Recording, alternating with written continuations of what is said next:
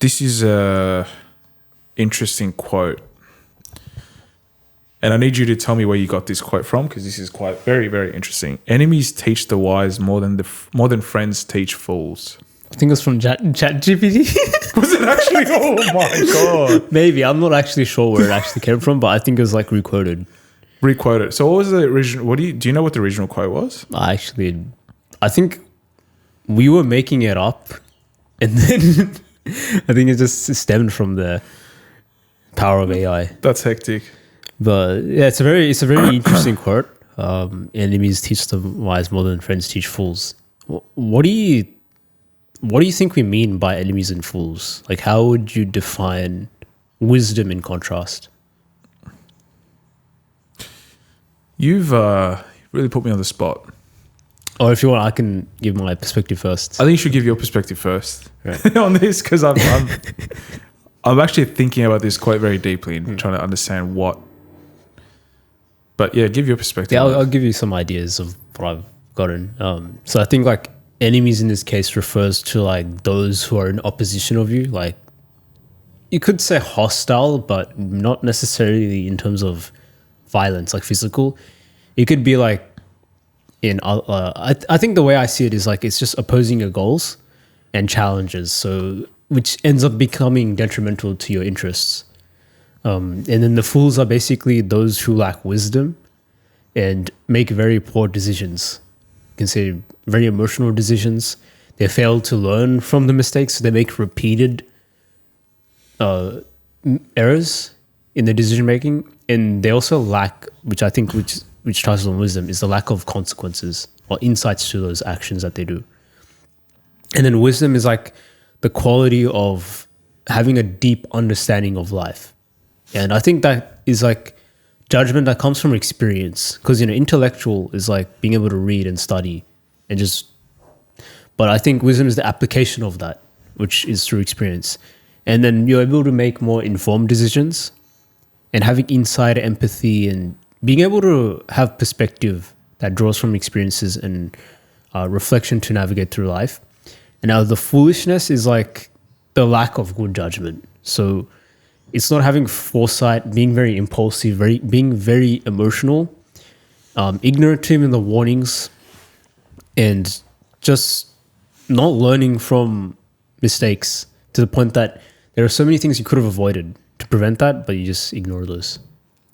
So it seems like the common catalyst there is wisdom. You've got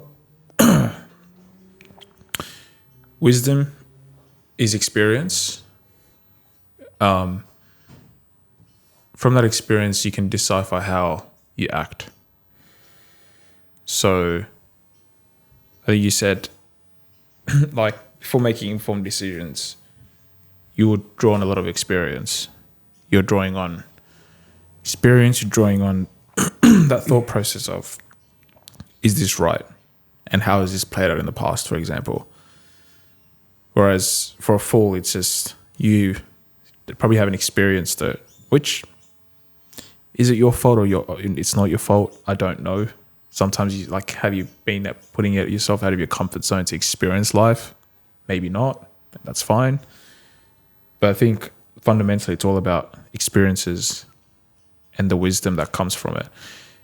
In terms of enemies, people would think of enemies as, an embodiment of a person, which is right.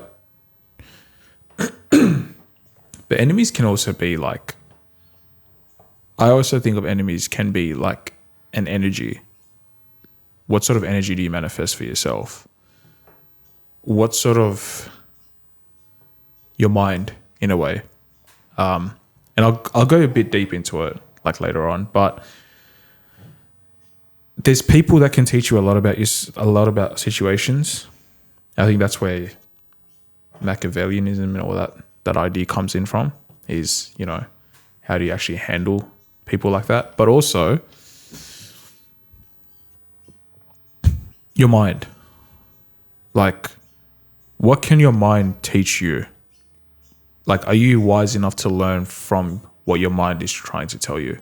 It's kind of contradictory, but the distinction there is that, are you strong enough to decipher what your mind is actually telling you? versus what you actually want to do? Like, are you willing to learn from it? Or are you just going to say, oh, my mind says this, so I'm going to do it? Like, example, let's say you're a heavy drug user. Your brain, your mind is telling you, crave it. That's an enemy.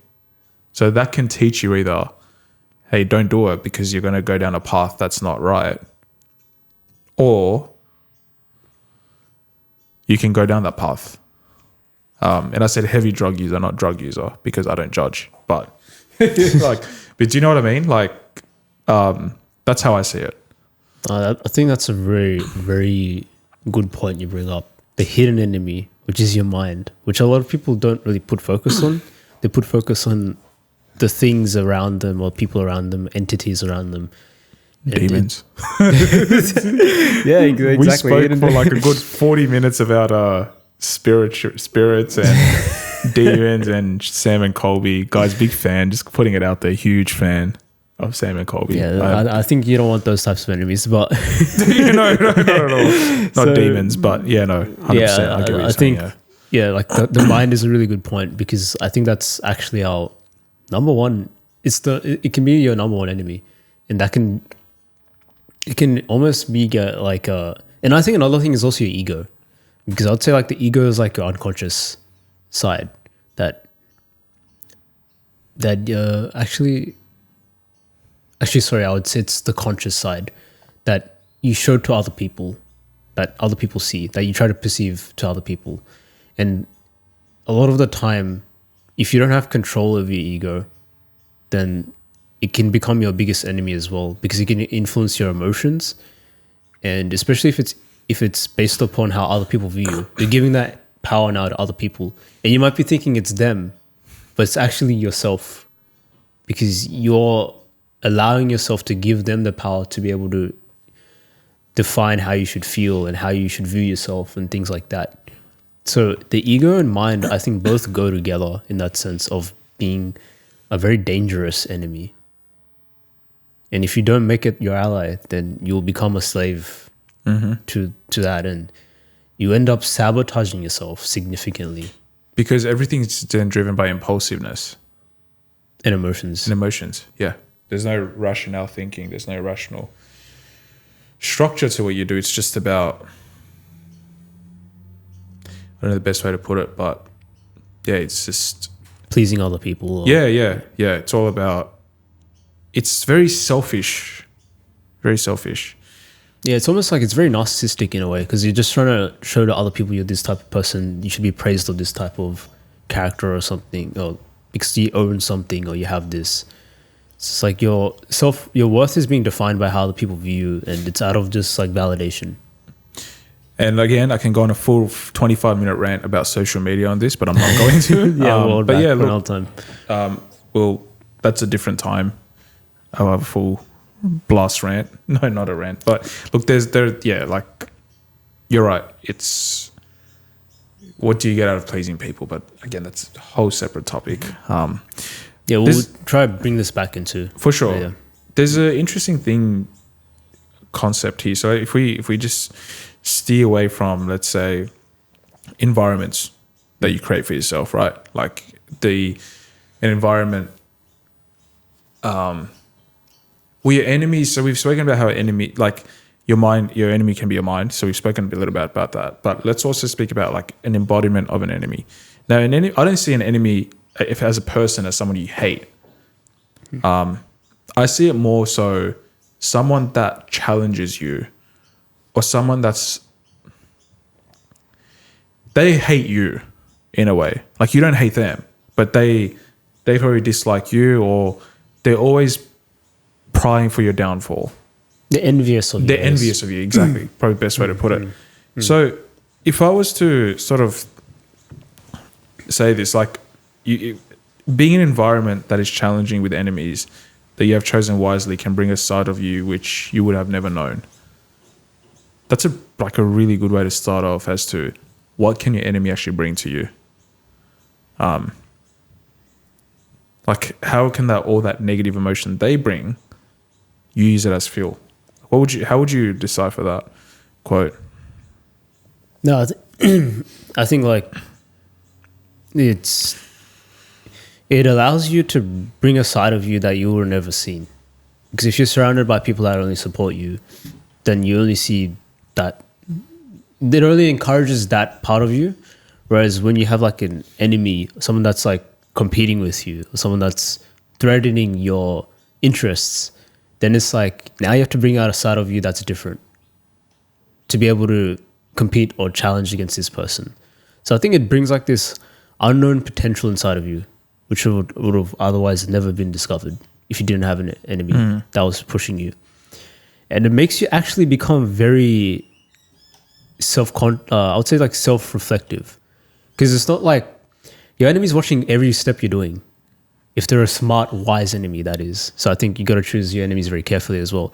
But if they're looking at every move that you make, so now it's like you have to be very careful of like the steps that you make. You have to actually be very reflective of your weaknesses and your strengths. You have to hide your weaknesses from your enemies. And you have to know your enemy's weaknesses and strengths. So it actually makes you become more analytical of yourself and of your enemies. Which if you didn't have one, you wouldn't have actually thought about it that way. Then you would have become very complacent otherwise. Keeps you on your toes. Kind of invokes a bit of curiosity about that person as well. I know you're smiling because I love that word. But yeah, you're right. I think a lot of that comes from... A lot of that won't come if you're not curious. Like if you take things out of face value, like, oh, well, this person, dislikes me, or they're praying for my downfall and I don't care. It's like, dude, just think about it for a moment. Like, why does that person think that way? What do you think they're going to do to make it worse for you? What can you learn from that? And that goes into the analytical. But before you even get to that analytical stage, you got to be curious about what that person is, because not everyone's straight good to your face. I mean, everyone's good to your face, but not everyone's going to be good behind your back. That's really true. And like, I think coming back to that point as well, I think like you may have heard of Sun Tzu, right, before, and he's like this ancient Chinese military strategist and philosopher. And he wrote the book called The Art of War. There's probably a lot of memes about it. But I've seen it. Yeah, it's an amazing book. But it's like this, so many people like make some wise memes about it. But I think like he basically stressed on that idea of like knowing yourself or thyself, and knowing the enemy as well in terms of strengths and weaknesses. And he even also said about like even knowing the motivations behind them, like why they're doing things, because that can become like a sort of fuel or that can become leverage to you to then understand how you can potentially tap into the weakness, or like even fulfill their desire, something of why they're doing it. Yeah, so or you can make your vision or your motivation much stronger than theirs. So are they driven by money? If so, then it's like they're not really gonna be that long of an enemy, right? They're not gonna be like a long-term enemy if they're really driven by money. It's very easy to tempt them. You can just buy them out if they're driven by money. But if they're driven by more purposeful things, like mission or something, which you can't really put in the form of like money or numbers, then yeah, you have a very good enemy there that's going to be around for a long time. So I think that's very important to identify, like the motivation. Then you can anticipate the next moves and things like that, and then eventually achieve victory. But his teachings and his insights sort of influence not just like wars, but like also business politics, which are more of the modern day type of wars. And I think a good example is like Coca-Cola and Pepsi. When you look at them, they both have a very deep understanding of their brand and identities, and they know their strengths and weaknesses. Like Coca-Cola has like a long history of being like this iconic brand image, which is more of like refreshment. And so it has like more of like they have different flavors, different tastes and things. Whereas Pepsi is like more for like the younger generation. Maybe it could be argued, maybe not. But they focus more on innovation and diversity. So when they're doing like campaigns, you may have remembered like Coca-Cola do like this Share a Coke campaign, and that did really well because it was more personalized experience. Yep. And I think that shot up sales. I don't know what the numbers are entirely, but it shot up sales significantly. Whereas what Pepsi tried to do was they tried to focus more on like health conscious consumers. So they tried to make it like bubbly, sparkling water, or like zero sugar Pepsi, things like that. So they're both trying to play to their advantage, and like younger audiences that are into gym and fitness would probably more likely have something like that. Whereas Coca-Cola wants to make it more of like a sharing, like, family environment. That's why the ads are around that, like barbecue, have a Coke or something. So like they make it more personalized in that sense. Yeah, I think a good part of that is like your enemy will, or your competitor, however you want to place it, like in business politics as well, there's always a reason why people are doing things. No one does things for the sake of just doing it. There's always a motive behind actions. Now, if once you understand that motive, that's sort of that's where you find your strength. And the way I say that is you learn a lot more about yourself and how to handle things. But they'll also push you to do better, in a sense. I think I heard this on a Chris Williamson podcast with Morgan Housel. Got his book here, by the way. But perfect summary, like World War II began on horsebacks in 1939 and ended in nuclear fission in 1945. So that tells you, like, you've got three big powers in the world: Germany, Russia, and the US. A lot of espionage, a lot of spies, a lot of politics involved. But the US learned something from Germany and Russia, was that if we don't make it, we're going to die, right? And so their strength, like if we look at it from a strength and a weakness point of view, they were just heavily motivated to create something that doesn't kill them. That bomb was actually intended to be dropped on Berlin, but the Germans surrendered in April 1945. The Japanese didn't surrender. And so you got the two bombings, Hiroshima and Nagasaki. But the point there is you will be pushed beyond your limits of what you're capable of, and you will produce something that you would have thought was not possible.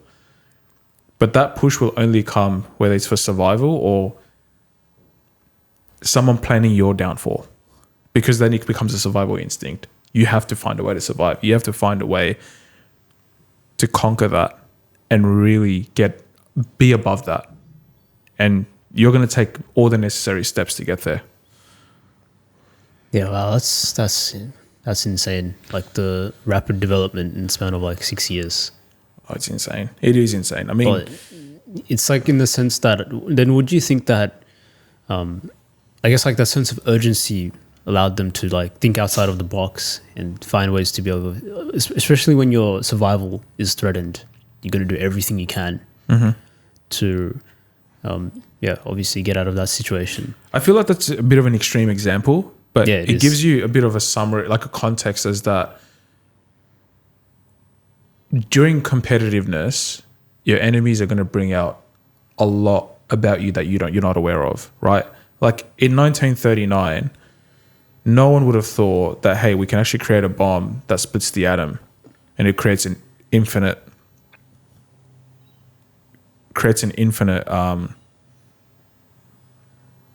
like an infinite explosion. Yeah. No one thought of that, right? But you were forced to actually develop that because, hey, the Russians are working on it. Or, hey, the Germans are working on it. It's like, okay, we got to pick ourselves up. It's like almost like adversity would fast track like your development and progression. Like the challenges that come with it end up fast tracking it. That's why a lot of success stories have adversity. A lot of success stories have adversity, like you. And there's always someone involved, like an enemy. Someone planning a down. I mean, who was planning a downfall of our podcast for the first 6 months? Who knows? But we couldn't get ourselves in the editing stuff. But probably our minds. Yeah, that's true. Damn. Coming back to that that's point really that you're good. saying. Yeah. But that brings up like this question I was thinking, which was like, do you reckon this quote implies that then obviously that wisdom is only just gained through adversity, or can it be acquired through even positive experiences and interactions with friends, not just like enemies? Do you think there is that possibility as well? I think it's a bit of both. I think it's more adversity, to be honest. I think it's more the tough times that really bring out the best in you. That's from experience. It's you experience. I mean, the thing about good times is that you forget. I think with the good times, you go through a good time, and it lasts for that moment, and then you don't really think about that good time again. A lot. But if you go through a bad time, you really self-reflect on that bad times a lot more. I mean, it goes back to like that negativity bias that you've spoken about. Is people tend to think more about the negative than the positive. So then if you're going to think of the negative, why not think of what you learned and how you grew from that rather than thinking of the negative? And that's where the wisdom comes from, is that experience or what came from that. I mean, positive experiences will bring a level of wisdom of, what is important in life, being happy, smiling, laughing, having the good times. But you don't reflect on that a lot because you just expect that I'm always going to be good. But that's not how life works, right? That's true. Yeah, it puts you in a state of like complacency in that sense, where it's like you become comfortable and you start losing. And I think like you just made me think of something which was like when you're going through tough negative times, it puts more focus on you rather than just like things around you in a way. So it's like it makes you self-reflect more. Whereas in positive times, you're more like you're not really reflecting as much as on yourself. It's more of like the things around you that make you feel this way. Like it diverts, I think, like the focus. So that's why like the growth may not be as significant during positive times. It's more of like reinforcement. But whereas negative times, the growth is more significant because now it's like you. It's about you mainly. And the truth is you only have control over yourself, not about things that happen around you. And your enemies and things like that, you can't control them. So that's why, and because now you're forced in a position to take the action and use the wisdom that you've gained, that's why your progress is going to be a lot faster. And made me think about that,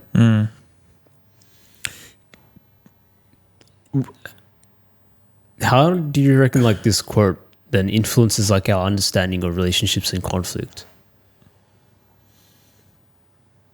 Do you reckon like do you think it suggests that like adversarial or like more enemy based relationships are more valuable than friendly ones, or in terms of growth, or would you say?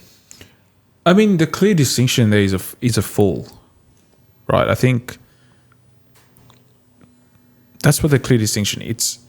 If you're a wise person, you can learn from friends and enemies. If you're a fool, you're not going to learn from either.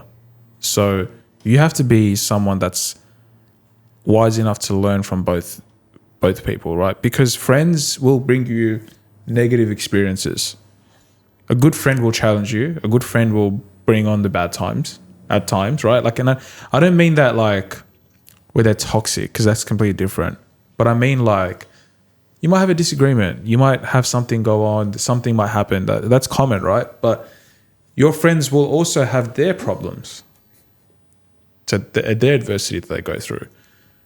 So you could potentially learn from that a bit, right? Like if your friend's going through a very tough time, you support them, you think, but you also, I mean, everyone becomes a bit of a counselor when your mate's going through a breakup or something's bad's happened. You sort of start to take on a very nurturing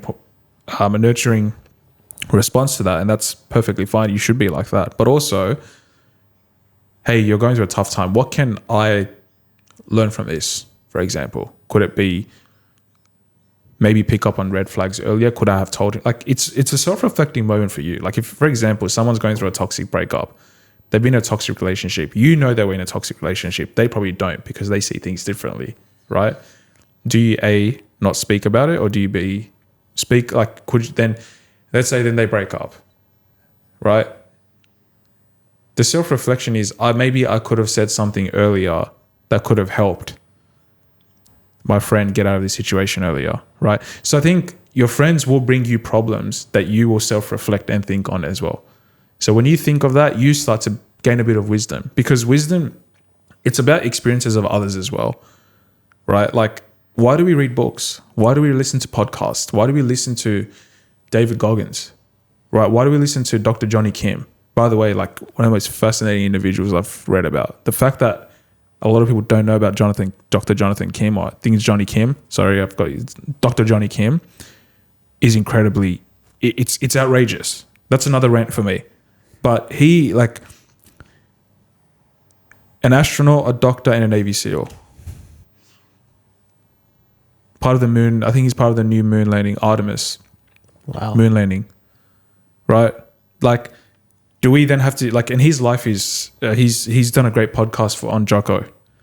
Really, and the opening segment of Jocko's podcast on that, Jocko Willink's podcast, I think Jocko Willink wrote him the letter of recommendation for Harvard medicine. And I promise you that 3 minutes of listening to that, you want someone to narrate your life that way. It is incredible. I've got goosebumps just thinking about it. I promise you. Yeah, I actually have goosebumps for real. I've got goosebumps.